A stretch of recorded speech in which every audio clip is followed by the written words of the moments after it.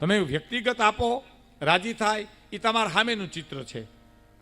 પણ હું એકવાર મુંબઈથી આવતો હતો ને સુરદાસ ટ્રેનના ડબ્બામાં માગતા હતા, મારે આંખું વિનાનું અંધારું. એ તો તમે ચિત્રો બધા ટ્રેનમાં જોયા હોય.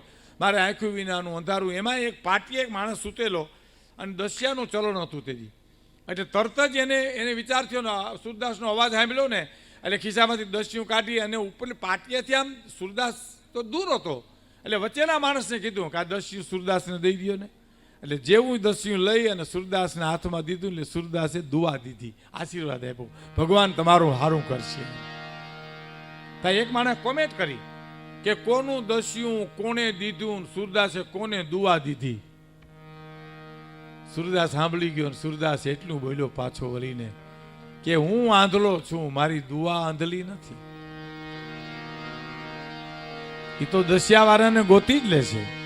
હે એટલે અમારે દુલા કાગ એમ લખે છે કે તારા આંગણિયા પૂછીને દુખિયા આવે એને આવકારો આપજે રે.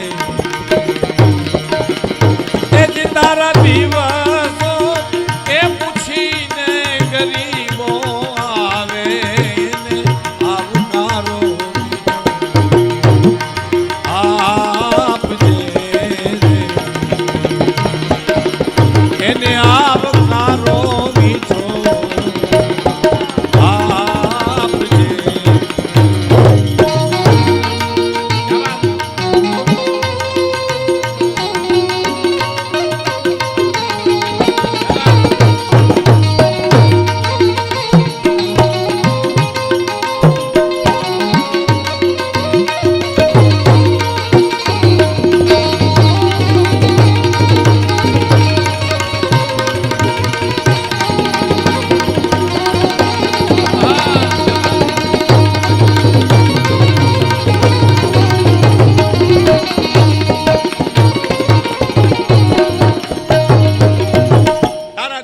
પૂછીને કોઈ દુખી આવે. તારો દિવસ માણસની પાસે માણસ નથી જતો, માણસ દિવસની પાસે માણસ જાય છે.